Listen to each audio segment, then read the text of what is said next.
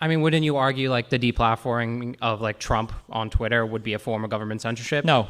Why not? Because the government didn't push for that. Twitter did. When Trump goes on stage and he says, we're going to fight like hell, and you claim that that's being violent rhetoric and other things, right? And like you call out the fact that because of his base being violent, that's the way his base is going to interpret it. When left-wingers hear Jimmy Kimmel say the right is doing everything they can to not blame one of their own, the implication there to a left-wing audience is going to be that he's one of their own, right? And we see this before you continue. Just 1 second.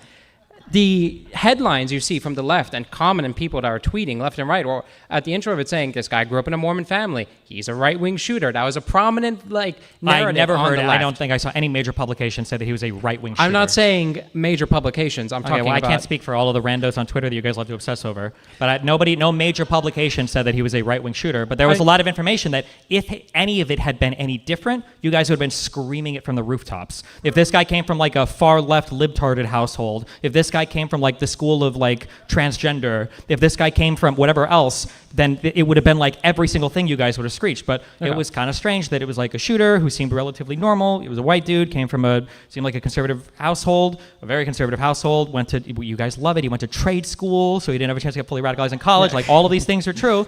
Also, and now we're not talking about or hearing about much of it anymore because it seems like nothing came out to show that he was like the hardcore left-winger that they wanted him to be initially. Yeah, I mean, all I'm saying is that if we could argue, right?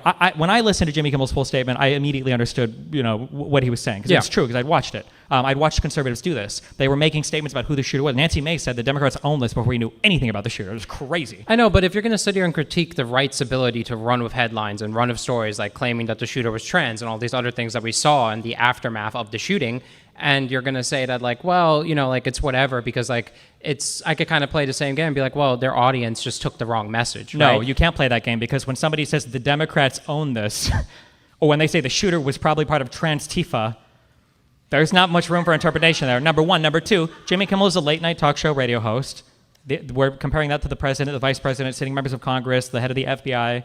I mean, do you not think that there's like some importance in the position that Jimmy Kimmel is in, though, with having a wide like audience of like left-wingers? I would never admit that to a conservative who says there's no importance in anything that the president of the United States says. Well, I will admit there is importance to the president of the United States. Okay, then in that case, I would say that in mind, I would say that Jimmy Kimmel probably could have been a bit clearer with his statement, so that you couldn't take that bad interpretation from it. But we're nowhere near the level of like this should be forcibly censored off all of everything, and he should be fired for it, considering the government traditionally never engages in that type of behavior.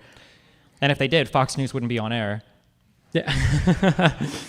I mean, I agree with what you're saying for the most part, but there's like the highlights there where I just think like it's important that like misinformation is kind of not like spread around. And when like... That's fine, but we already said that the government can't do this, right? With what? Do anything about misinformation. Conservatives just spent the past 5 years crying and screaming and bitching about YouTube banning people and Facebook banning people and X banning people and free speech has to be absolute. So now the government is going to... Also, this is, as much as conservatives hate to talk about it, this is also why decorum and the speech of your president is important, is because for me, I'm a reasonable person. I'm an American citizen. When I see that my, conservatarded president has been screeching and screaming about people like Jimmy Kimmel and Steve Colbert and these other guys over and over again, and then I see him move to deplatform them when they say something, well, in my mind, I think any reasonable person go... kind of looks like government censorship, especially when he's pointing to two people that have gotten canceled that he politically hates, and he's calling for more next. I mean, I kind of agree with you, but then, I mean, wouldn't you argue like the deplatforming of like Trump on Twitter would be a form of government censorship? No. Why not? Because the government didn't push for that. Twitter did. But like when it comes to like, and MSNBC, I'm not sure actually who Jimmy Kimmel is hosted by, I forgot. But like when they push for it, they're a private company. How can it be government censorship? Because the reason why they pulled his show was because the head of the FCC was talking to all of these huge, not conglomerate, not corporate, what's the word I'm looking for? The huge syndication networks, Sinclair, and there was one other large one, saying that he might consider pulling their licenses or whatever if they continued to run Jimmy Kimmel's show. Well, I mean, if they took the interpretation that I did, because he wasn't very careful with his wording, and they felt like he was spreading misinformation online, then I feel like it's justified for the FCC to intervene in the type of a situation, because I think misinformation crackdowns are something that we should push for. I don't think you believe this statement. I do. So you would be okay with the government, would you be okay with the removing of the entirety of Fox News? after the Dominion lawsuit stuff. Certain portions of it, yeah. The entirety, the whole thing would have to go. The whole network was I mean, certain complicit. hosts, for the record, certain hosts. It was basically like 7 hosts, and all of the Fox execs were all implicated in that lawsuit. Certain hosts were fired, right? So we had Tucker Carlson. Tucker left. They left, but basically the implication is they were removed. I mean, if you cost a company like several $1 billion, the implication is that you were given a package to leave, right? Maybe, like sure, maybe, yeah. Well, I mean, that would be the implication. But it's not like they announced this publicly. This is why he left, and he didn't have any accountability for that. He just left probably with the golden parachute and then has his own little media career now. But he was the only one. But there were like 6 other hosts: Pereiro, Sean Hannity. I don't remember. These kids have the wackiest fucking names. But there were so many of these hosts were implicated, and then there were a lot of the execs and senior execs that were implicated as well. Like when the misinformation is that pervasive on your network, it feels like half the network should go. I guess to some point, I think I would be comfortable if certain chunks of Fox News were being axed off or like completely removed, or hosts getting fired and replaced, because you can't really have proper dialogue with other people in a space that's like heavily filled with misinformation, which is why I feel so strongly about the Jimmy Kimmel example, because like if the FCC took the same opinion I did, which was that, hey, this kind of sounds like he's implying that the shooter was MAGA, and he's spreading this to his mass audience of like left-wingers, I think that's like harmful to the general discourse around it, because now you have people on Twitter, now you have people on Twitter going, oh, like Jimmy Kimmel said, like, you know, the right's trying to cover for one of their own. You know, I mean, it's like... Nobody was saying that on Twitter. Well, I'm just... Oh, are we really? Correct. No one was saying that on Twitter. No one on the left was saying that. No, it was the right saying that the left was saying that. Just like the one, who's the fucking white girl that they did the Nazi or whatever, with the jeans? Sydney Sweeney, yeah. Like when conservatives were saying that like Sydney Sweeney was being protested by all the liberal, nobody gave a fuck about that. No one on the liberal side cared about the Sydney Sweeney ads. It was for the record, they did. No. I mean, you could look at the... Okay, so this is an issue I have. So the way that you're separating out the like people on Twitter, and for the record, I've heard you say multiple times in different clips that Twitter is becoming more and more reality. Mm-hmm. And it's a little difficult for me to hear you try to separate yourself from Twitter all of a sudden during the middle of this conversation, when I've heard you drone on and on and on again about how the right and the Twitter connection is causing negative like backlash to a lot of the political spectrum. When the same thing's happening on the left, and like it's a slower burn, obviously, because I think the left is a bit more tame than a lot of right-wingers.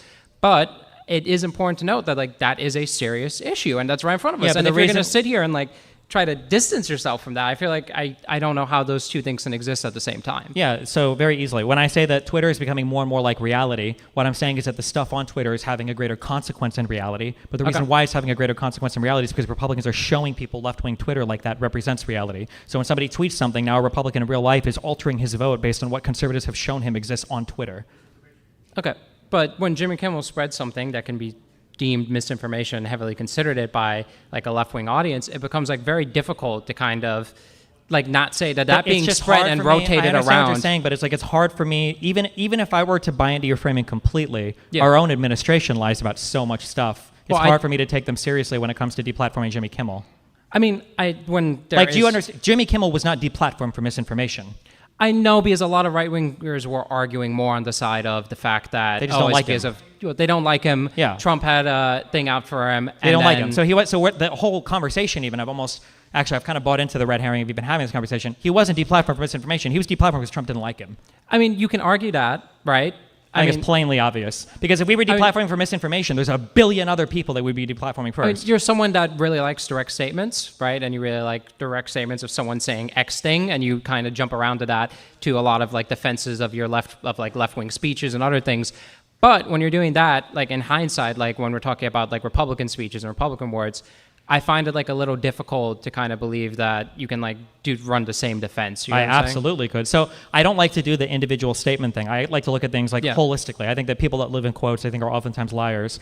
If you want to challenge holistically anything, so like earlier you made it sound as though I was saying Trump saying fight like hell was like the one line that I was using to attack him on that speech, when conservatives try to save it with the I know you'll go marching peacefully, although they misquote that as saying he told them to go marching peacefully. Yeah. I pull that quote out because conservatives like to live in quotes, but that's a whole hour-long speech that he gives where he talks about how the election has been stolen. Mike Pence needs to help us steal it back. We're going to go and give all these congressmen the power and strength to steal it back. Right. We're going to go there and we're going to lose our country otherwise. Here's more examples of all the voter fraud, half of which he'd already been told. Actually, I think every single example he'd already been told was untrue. Like, that was my issue with the speech. Now, generally, I can't get through all that with the conservatives because I don't even know that speech existed more than just one line. But when you're harping on like specific words and there's no specific words said by like we don't have like a written transcript of Donald Trump saying to the FCC, hey, listen, like we have an opportunity here to get rid of Jimmy Kimmel. They all are literally tweeting about it and talking about it openly. Yeah, I know, but like there's no like direct, like you got what I'm saying, like there's the FCC no order guy was from the literally top on a down. show like talking about how like, oh, like, you know,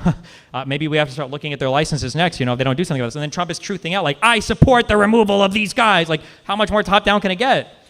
I mean, actually, here's a question. Can you think of a single thing in the entirety of the Barack Obama, Bill Clinton, or Joe Biden administration where a statement like that was made?